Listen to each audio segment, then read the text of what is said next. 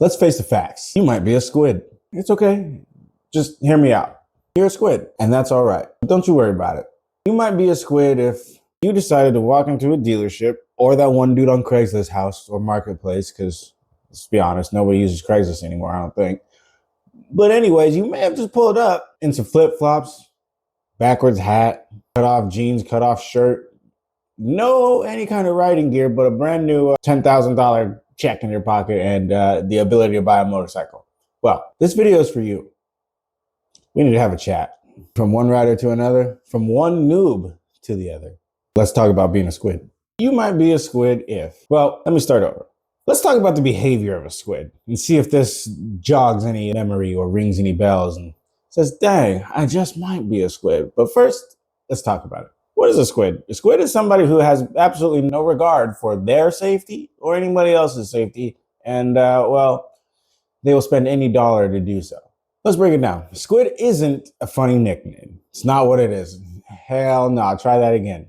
A squid is actually, well, somebody who has the intelligence of any 5-year-old you might find. Think never, ask questions never, and just do it and see what happens and fly off the seat of their pants. It's a great idea. I highly don't recommend it, especially if you're a new writer. But it's an epidemic nowadays because all of the social media culture that's been going on, especially since the pandemic, we've all seen it. Stupid stuff being presented as things that you should do as any kind of writer, and it's got to stop. But hey, you're a squid. You may not know it yet. A squid has no skills, no gear, plenty of ego, and plenty of horsepower to match that ego. And well, that's a combination for disaster. You are going to be asking to be one of those statistics that absolutely goes out and yeets themselves off a cliff because they forgot to use the brakes or forgot to lean in or unloaded the suspension. Long story short is go to an MSF course before you buy a liter bike or a 600cc bike. I know you might be a little bit on the taller side, but please buy something that's not going to give you the ability to go 200 miles an hour or 186 miles an hour. So ask yourself, does you or someone you know suffer from any one of these symptoms? It's important to know because they might be a squid, or you might be a squid if you picked your first bike because it matched your shoes. You might be a squid if your idea of defensive riding is flipping off someone in the school zone while you're going 90 with a loud ass exhaust on your motorcycle. Look, we all like that stuff, but the school zone, somebody's kids goes there. You might be a squid if you think AtGat is a protein shake. Nah, bro, it's not a protein shake. It means all the gear all the time. And well, I don't personally, I know, guilty, don't wear all the gear all the time. I'm at least wearing gloves, helmet, and a jacket that's gonna make sure that I'm not destroying my body parts if I ever do fall. I haven't done it at high speeds, but I have done it at slow speeds. And even so, just the riding shoes themselves have protected my ankles. I'm just gonna say that flat out. Another symptom is you might be a squid if you practice wheelies, but never emergency braking. Look, it's all great to do wheelies, but if you can't stop fast enough to save your own freaking life, what's the point of doing a wheelie if you can never do one again? First, learn the basics. Learn how to use the brakes. That's very important. That's going to save your life more times than a wheelie will. I can assure you of that. You might be a squid if your idea of, well, fun is going 150 on the freeway, but no ability to stop that vehicle.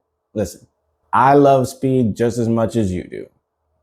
I've had these tendencies just as much as you do, but I have practiced my MSF skills, such as learning how to brake.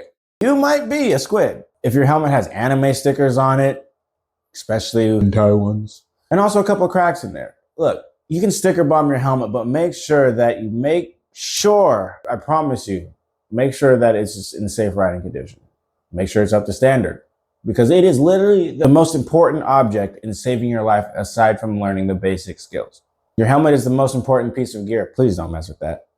But next we're going to talk about your mindset because that is also very important because you cannot be a distracted rider. You cannot be a squid rider. Well, you can, but you're just counting the days, the hours, the seconds until the squid life takes you over and, well, we're singing RIP. So first off, the mindset. Squids, they probably don't know that they're suffering from any one of those previously mentioned conditions. It's okay. It's up to you as their friend to let them know that they're a squid. And it's okay. There's help out there. Just like this video. They're going to think they're cool. They're going to think they're skilled just because they know how to maybe do a burnout or a wheelie. But look, both of those are cool. Both of those are skilled. But being able to save your life when you're riding a motorcycle a little bit more aggressively than, well, normal people as a squid is actually extremely important. Please, guys. Please. You are not Valentino Rossi. He's not out here popping wheelies at the light.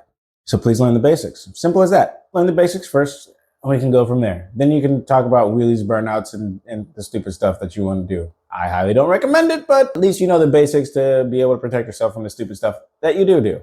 Listen, just like I said, AtGat is not a nickname. Well, at the same time, Pavement Pete or Sidewalk Sam, those are nicknames that you can get because you have road rash up the yang and now people don't recognize you.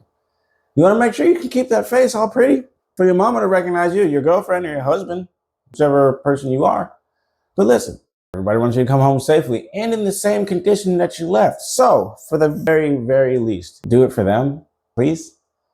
Training's not lame.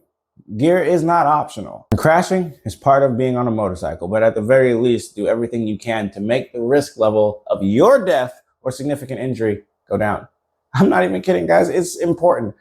I have somebody that I work with that I even talk to regularly enough to know that he's scared of sports bikes because he had a crash and, well, he thought that his dirt bike skill was plenty enough.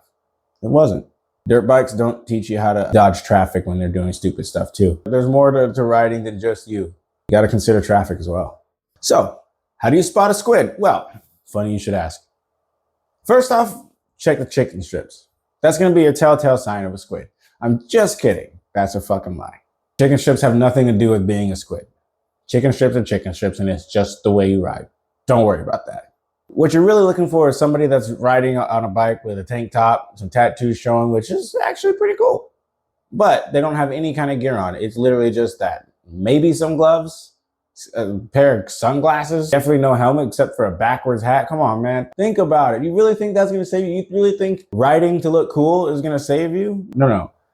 You fall off that bike with the flip-flops on and tell me how that road rash hurts or how that 300-pound motorcycle at very minimum feels on your leg. Trust me.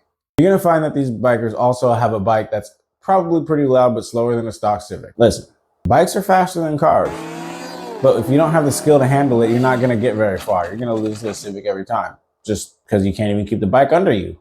9 times out of 10, if you don't even know how to use the clutch properly, you're going to yeet that thing straight from under you and you're going to lose to the Civic and look like an idiot in front of your friends. And it's going to be on the Instagram.